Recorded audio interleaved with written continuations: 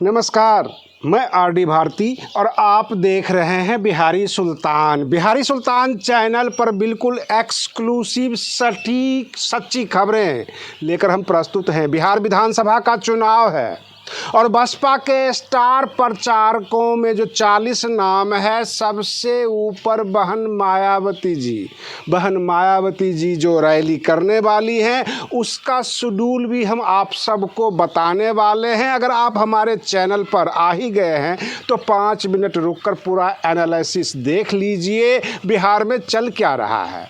मैं तो दावे के साथ कहूँगा कि बसपा बिहार में किंग मेकर बनने जा रही है, क्योंकि बहन Mayawati ji booth wise visit करने वाली हैं। जैसा कि हमें ज्ञात स्रोतों से पता लगा है कि बहन जी बूथ वाइज घूमने वाली हैं बिहार में। अंदाज़ा लगाइए कि क्या होगा। ऊपर से जन सुराज के जितने भी बागी उम्मीदवार और कार्यकर्ता हैं, वो भाग भाग कर बसपा ज्वाइन कर लिए। कम से कम 10 ऐसे उम्मीदवार हैं जो जन सुराज का पिछले 1 साल से झंडा उठाए हुए थे, लेकिन जन सुराज में भी टिकटों का खेल बड़ा लंबा चौड़ा स्तर पर हुआ और उन्हें टिकट प्राप्त नहीं हुआ तो बागी होकर भागकर बसपा कार्यालय गए। ऐसे वो कहते हैं कि उन्होंने फ़ोन पर बात हुई और उन्होंने टिकट देने के लिए हामी भरी बसपा वालों ने, लेकिन वो बसपा से जो है उम्मीदवारी कायम कर रहे हैं, नामांकन कर रहे हैं, पर्चा दाखिल कर रहे हैं और जनता के बीच जाकर ये कहते हैं कि मेरे से बहुत बड़ी गलती हुई जो हम आपके पास जन सुराज का झंडा लेकर आए थे, लेकिन अब मेरा हाथी छाप है, जो मेरा चुनाव चिन्ह है वो हाथी छाप है। आप जो है हाथी छाप पर बटन दबाइएगा। कहने का मतलब यह है कि पीला झंडा से, पीला गमछा से अब सीधे नीला गमछा हो गया और कहीं कहीं तो आप कंफ्यूज करेंगे। मैं उस भीड़, उस रैली को इसलिए नहीं दिखा पा रहा हूँ कि आप समझेंगे ये सारे भगवाधारी ये पीला गमछा वाले को क्यों दिखा रहे हैं। वो सब के सब बसपाई हो चुके हैं और एक थोक के हिसाब से, एक मास पूरा का पूरा बसपा ज्वाइन कर लिया और बसपा में उम्मीदवारी कायम करके बसपा के टिकट से वो चुनाव लड़ना चाहते कि नामांकन कर दिया। अब रही बात ये कि बिहार की जनता क्या करे, क्योंकि 10-12 सीट महागठबंधन में और 10-12 सीट एनडीए में, दोनों जगह क्या चक्कर हो गया कि महागठबंधन के सभी दल ने नामांकन कर दिया। कहने का मतलब आरजेडी ने भी कर दिया, कांग्रेस ने भी कर दिया, सीपीआई ने भी कर दिया। बहुत सारी सीटों के बारे में बता सकता हूं, जैसे रोसड़ा सीट है और भी बहुत सारी सीटें हैं। इतना लिस्ट हमारे पास नहीं है, क्योंकि एनडीए से भी खबर आई, वहाँ भी ऐसा कर दिया। चिराग पासवान ने भी कर दिया, उधर जदयू ने भी कर दिया।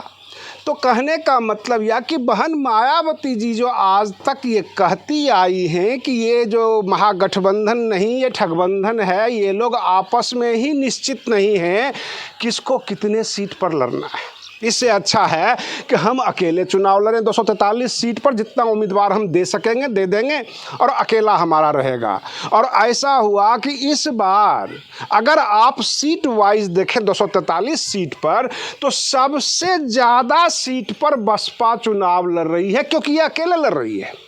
बाकी लोग तो पहले गठबंधन के चक्कर में अपनी सीट गंवाए और उसके बाद उस सीटों पर भी 4-4, 3-3 जो है गठबंधन पार्टनर ने आपस में ये कर दिया नामांकन। अब जाहिर सी बात है, किसी को 100 सीट मिला, उसमें 10-12 सीट पे अगर सभी ने कर दिया नामांकन, तो वो 100 तो रह नहीं गई, वो तो 90 हो गई या 80 हो गई। तो चुनाव कितने पे ये जीतेंगे, ये बड़ी समस्या हो गई है। और सबसे बड़ी बात यह है कि जो बसपा है, अगर मान लीजिए 243 में 143 पे भी गच्चा दे दिया, यानी 243 सीट तो है बिहार में और बसपा अकेले लड़ रही है और जन सुराज के उम्मीदवार भाग भाग कर बसपा ज्वाइन कर लिए, आरजेडी के बागी उम्मीदवार आकर बसपा ज्वाइन कर लिए, खास करके उसमें यादव। तो अब क्या होगा, बस अंदाज़ा लगा लीजिए कि इसका परिणाम क्या होगा। 14 नवंबर को बहन मायावती जी अगर बूथ वाइज घूम जाती हैं तो कम से कम जो मेरा अनुमान है 35-40 सीट को प्रभावित ही नहीं करेंगे, बल्कि चुनाव जिता लेंगे। और इसी वजह से इस बार करीब करीब सभी मीडिया ने ये जवाब देना शुरू कर दिया, आकलन देना शुरू कर दिया कि इस बार जो है बसपा किंग मेकर बनने जा रही है। बसपा के बगैर ना इधर की सरकार बनेगी ना उधर की सरकार बनेगी। अब सवाल ये उठता है कि नामांकन में इतना हेरा फेरी हुआ, हेरा फेरी सरकारी स्तर पे नहीं बल्कि जो राजनीतिक दल हैं ये खुद कन्फर्म नहीं थे, जो प्रत्याशी थे वो खुद कन्फर्म नहीं थे कि फला सीट किसके खाते में जाएगा, और सब ने जाके नामांकन कर दिया। बसपा पहले से ही आश्वस्त थी कि हमको तो अकेले चुनाव लड़ना है, तो उनके प्रत्याशी जाके सीधे चुनाव लड़े और जो बचा हुआ टिकट था वो जनसुराज के जितने भी बागी उम्मीदवार थे, आरजेडी के जो बाकी उम्मीदवार थे उनके हवाले कर दिया। तो वो भीड़ का इजाफा हो गया। तो सबसे बड़ी पार्टी, सबसे मजबूत पार्टी आज की तारीख में बिहार में बसपा नज़र आ रही है। ये बहन मायावती जी का स्ट्रैटेजी कहें, इत्तेफाक कहें कि अचानक जो है शिकार खुद झोली में आके गिर गया है, ये हम कुछ नहीं कह सकते। कारण क्या है, राजनीति में कुछ भी हो सकता है। और जैसे कहा जाता है कि बहन Mayawati ji miracle of politics, यानी राजनीति के वो चमत्कारिक हैं। कभी भी चमत्कार हो सकता है 2027 में बसपा की सरकार उत्तर प्रदेश में हो, लेकिन पहले तो शुरुआत बिहार से हो गई। ये जो मिरेकल है ये तो बिहार से ही शुरू हो गई है। आप विश्वास नहीं कर पाएंगे, देखकर ये कहेंगे कि सारी की सारी भगवाधारियों की फौज है, ये पीला गमछा वाले हैं। और चर्चा हो रही है हाथी छाप की। जनता पूरी तरह से कंफ्यूज है। जनता ये सोचती है कि वहाँ जो झंडा बैनर लगा हुआ है, हम भी कई बार जब निकलते हैं रिपोर्टिंग में तो ये सोच के निकलते हैं कि पीला गमछा वाले हैं, पीला झंडा वाले हैं, सामियाना जो उनका टेंट वेंट है यह भी पीला है, तो वहाँ जो है मतलब क्यों जाएं, कैसे जाएं, वो अपने हिसाब से बात करेंगे। और हमारे व्यूअर्स जो हैं वो बसपा को ज़्यादा पसंद करते हैं, बसपा के व्यूअर ज़्यादा हैं हमारे चैनल पे। लेकिन जब ये पता लगा तो वो हमें हाथ दे दे के बुलाते हैं कि भाई साहब हम जो है बसपा के टिकट से उम्मीदवारी कायम किए हैं, मेरा हाथी छाप है, तो ये हमें आश्चर्य हो गया। हाथी छाप, पीला गमछा, ये समझ में नहीं आ रहा है बिहार में हो क्या रहा है। लोकतंत्र है, कोई भी कहीं से भी नामांकन कर सकता है, किसी को भी टिकट मिल सकता है। अथवा बहन मायावती जी ने कुछ ऐसी स्ट्रैटेजी बनाई है कि घुसपैठ कर दिया। उधर उत्तर प्रदेश से खबरें आनी शुरू हो गई कि पीडीए वहाँ पे फुस हो गया है। रही बात ये कि किसी प्रकार की और जो खबरें आप सुनते होंगे कि आज़ाद समाज पार्टी, बाकी और पार्टी, कोई वजूद नहीं है। बसपा के सामने अभी किसी का कोई वजूद नहीं है, क्योंकि ये राष्ट्रीय पार्टी है। और जो लोग आरजेडी से, जनसुराज से, भाजपा से भी मैं बता रहा हूँ, कांग्रेस से भी जो भागते हैं सीधे बसपा का टिकट लेके और बिल्कुल रास्ता नहीं देखते जाके नामांकन भर देते हैं। ये हालात है।